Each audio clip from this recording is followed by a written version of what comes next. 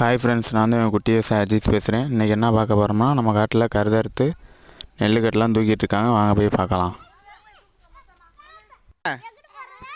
இங்கிட்டு வா, இங்கிட்டு வா.